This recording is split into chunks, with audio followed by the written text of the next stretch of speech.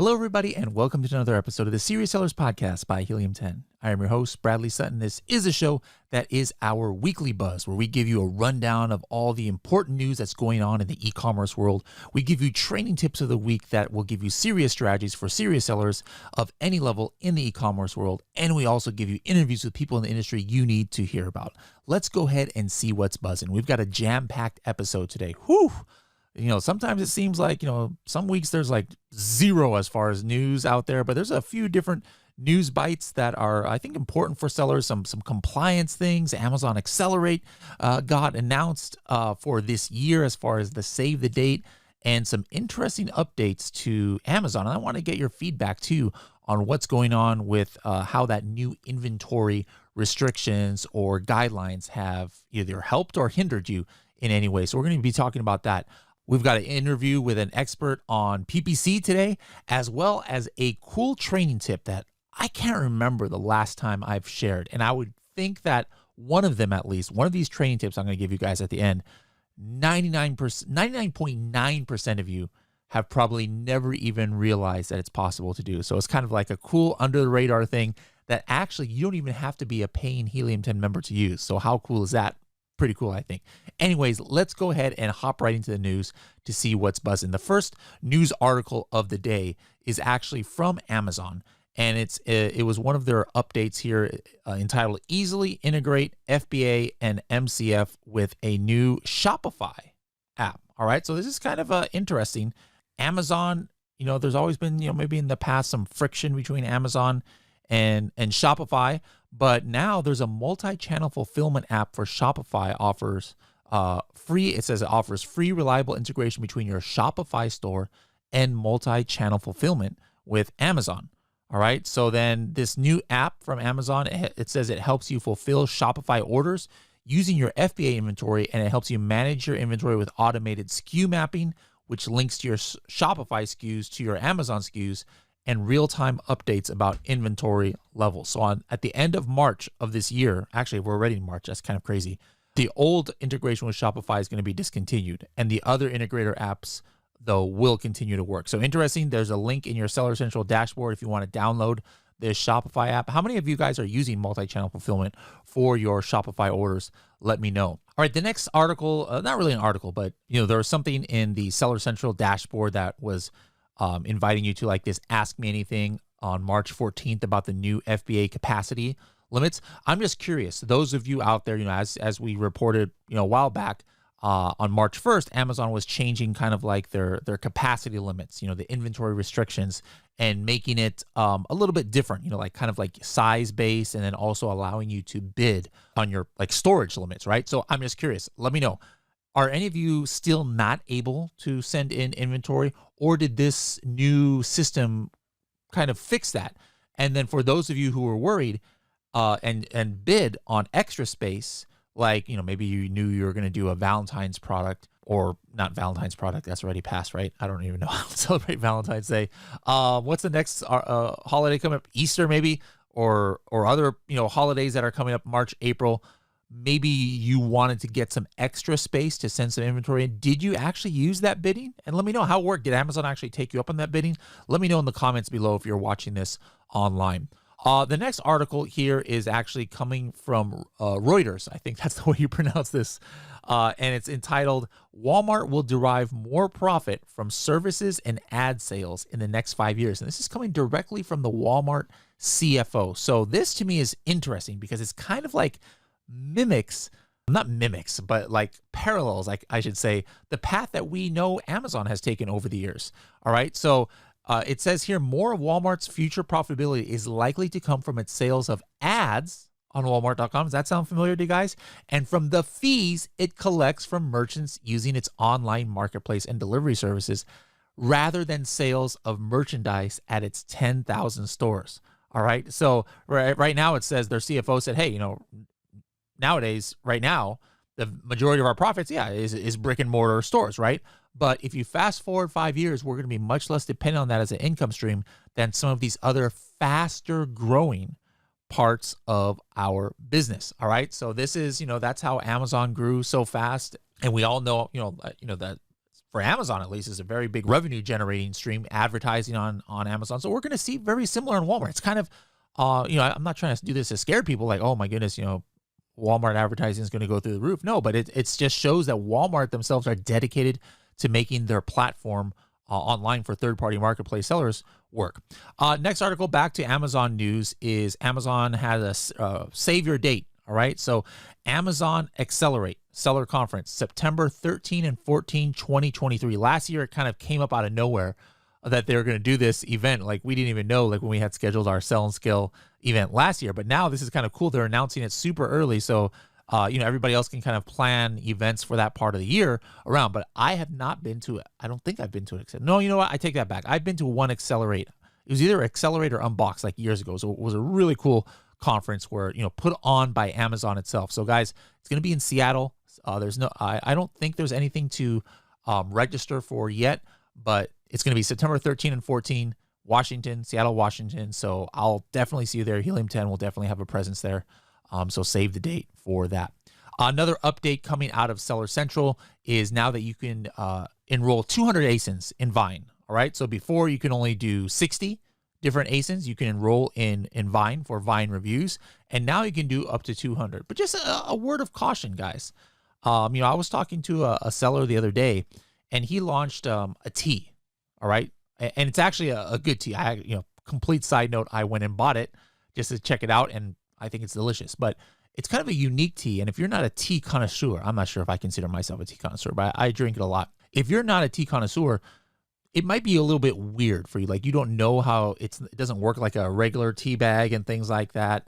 But anyways, he did 30 for Vine, and a lot of his reviews came in kind of on the negative side because it wasn't his target market. Like, these people weren't understanding exactly what this tea is designed for and then how the bag worked and things like that. So don't think that, I'm going to enroll in Vine and it's automatic 5-star reviews. Obviously, you've got to have a 5-star product if you want to send something to Vine.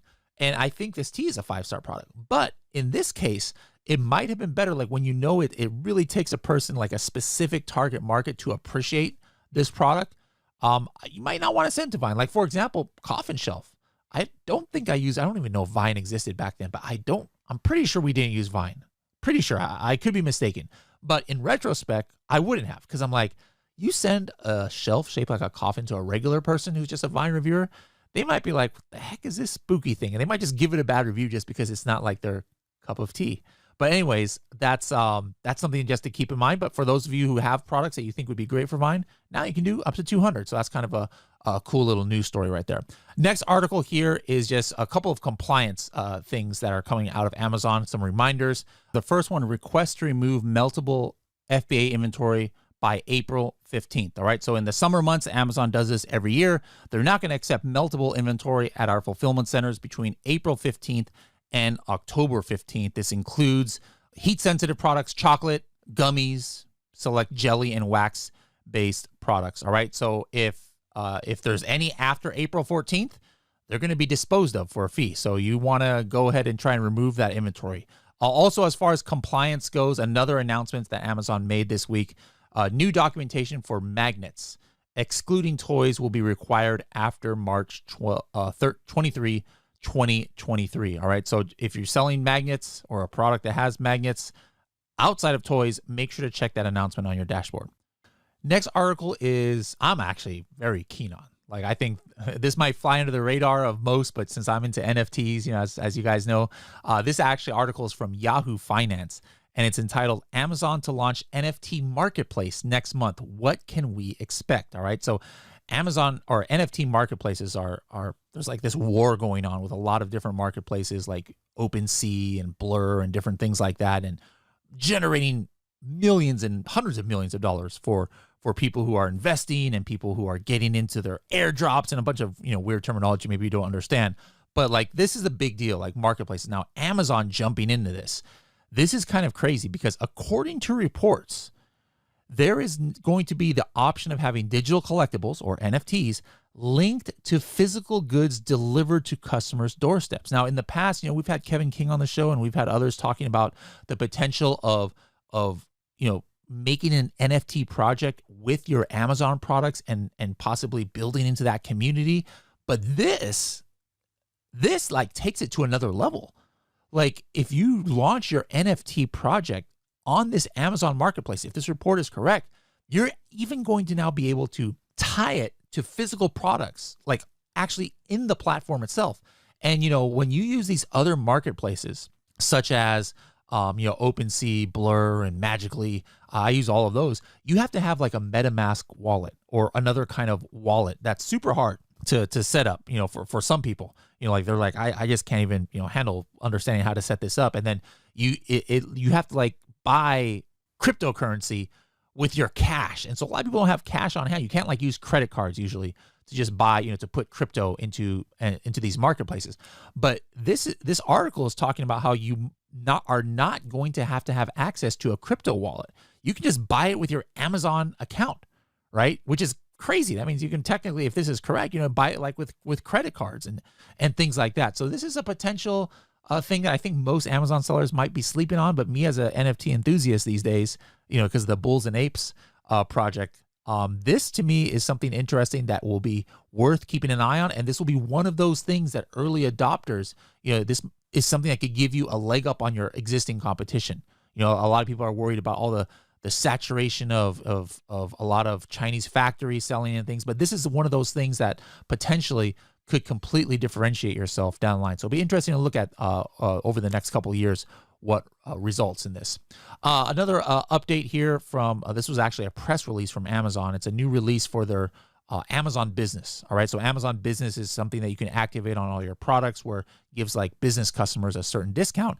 And now for the Amazon Business mobile app, I didn't even know that there was a mobile app that these businesses are using to shop on Amazon that kind of like goes to those discounted items.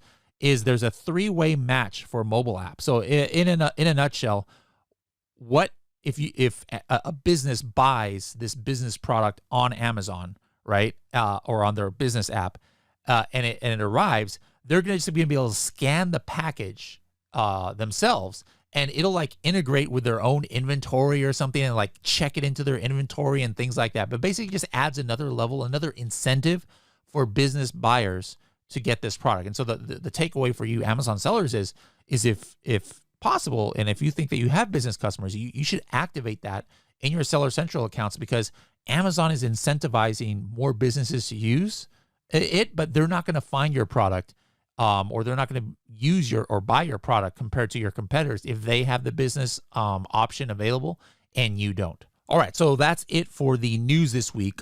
Quick shout out reminder, there's only now T-minus 10 days remaining for you forever to join the Elite program and include the highest member of or the highest kind of version of Helium 10 membership. All right, so we had this webinar we did last week where we talked about the Elite program, but it's closing forever as far as including Helium 10 Elite. You'll be able to get Helium 10. I mean, it's going to close for no matter what, in March 19th, but you will be able to add it on later, but that's going to be like $400 just by itself in addition to your Helium 10 membership, which is how it was, years ago.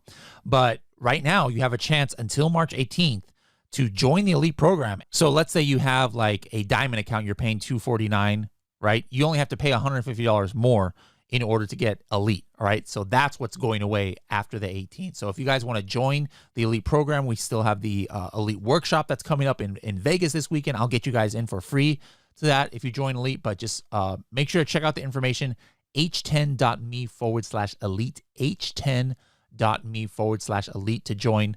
You can even book a one-on-one calls with me and anybody who signs up to Elite this week. I'm going to hook you up with my personal sourcing agent. All right, it's personal sourcing agent who handles all of our Project X products. All right, before that killer pro training tip that I wanted to show you guys, let me give you a clip from yesterday's Tacos Tuesday that we did. This will be coming out in the podcast next Tuesday, but just to give you a preview, actually, this clip is not going to be in the actual podcast version. Here is a question that a user asked Mansour about how your PPC strategies, especially around launch. So let's listen to his answer to that question.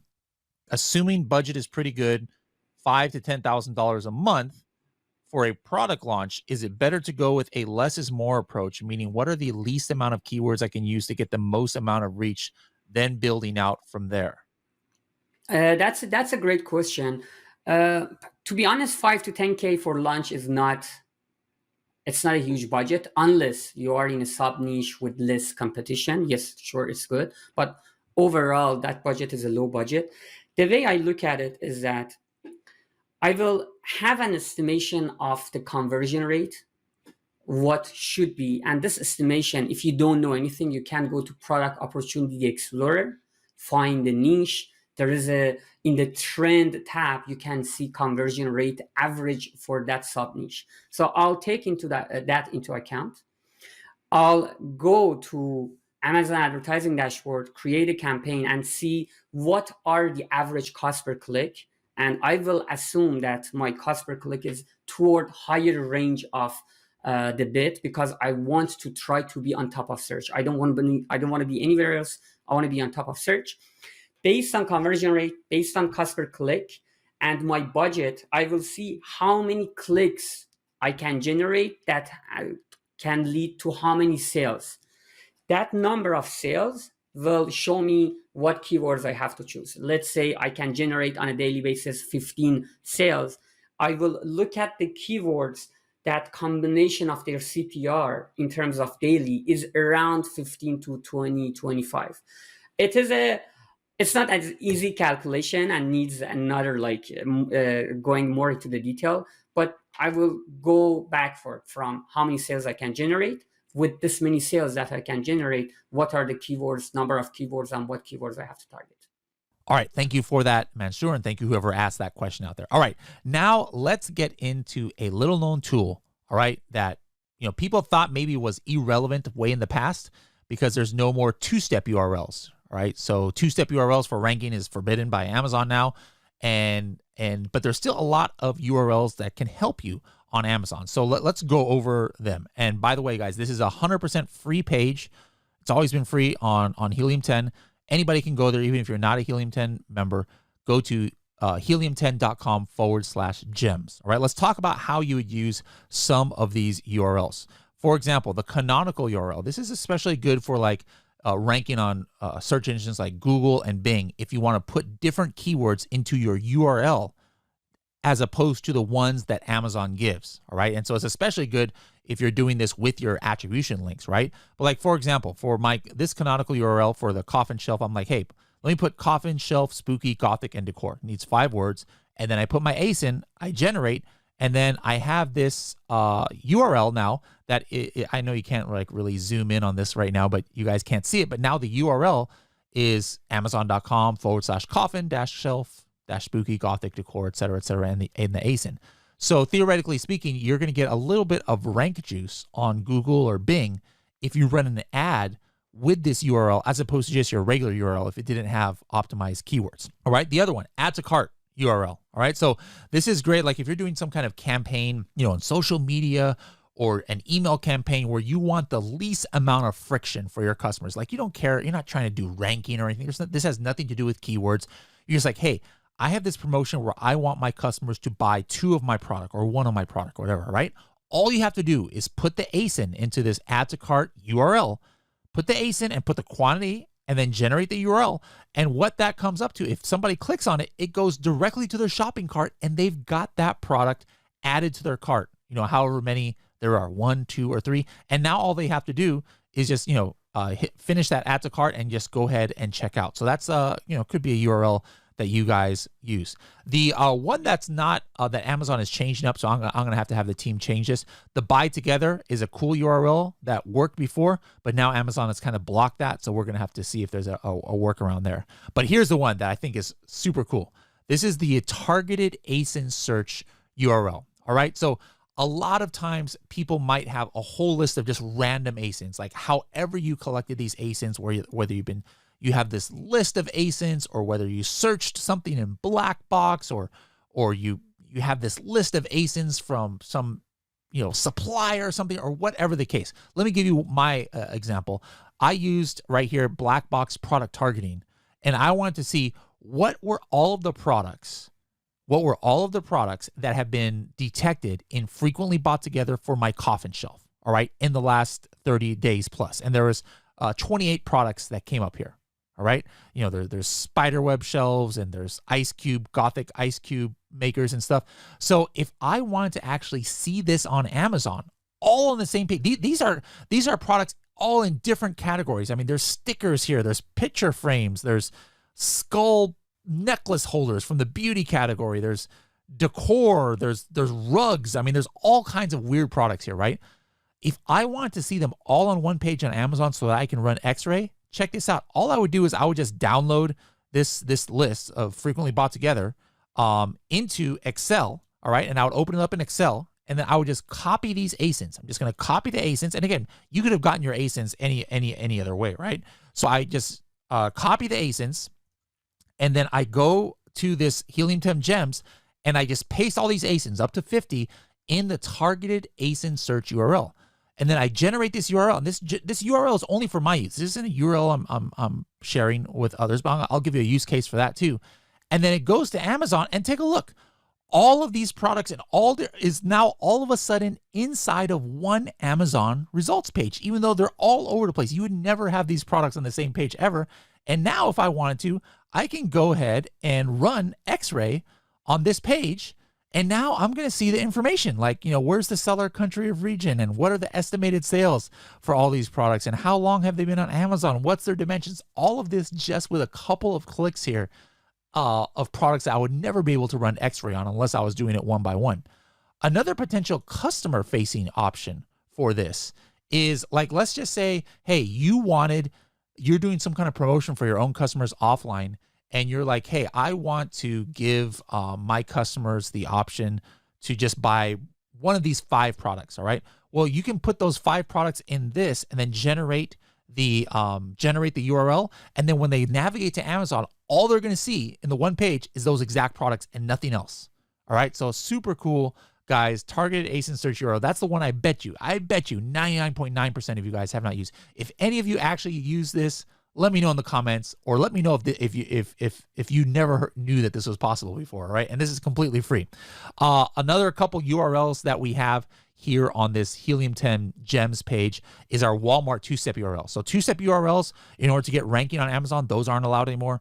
Nothing wrong with it to date as of March 2023 on Walmart. So for example, I can go grab the Manny's Mysterious Oddities brand from our Walmart listing, and then I put the keyword I'm trying to rank for, coffin shelf, and then I generate the URL, and then that brings me to Walmart for a search just for that product, for my brand's products that have that in the name or in the brand. And then now that's another way, like if somebody clicks this and then buys it, it's going to give me some Walmart rank juice in order to help me with my ranking there. So guys, this is a very powerful tool, Helium 10 gems. I think that you guys should start using it, especially those of you who just like free stuff. These are all free. So make sure to go to helium10.com/gems to be able to use it. All right, guys, that's it for this week. Don't forget, guys, like I said before, sign up for Elite. It is closing forever under the current format. So you only have a few days left in order to do that. h10.me/elite. Anyways, guys, we'll see you next Wednesday to see what's buzzing.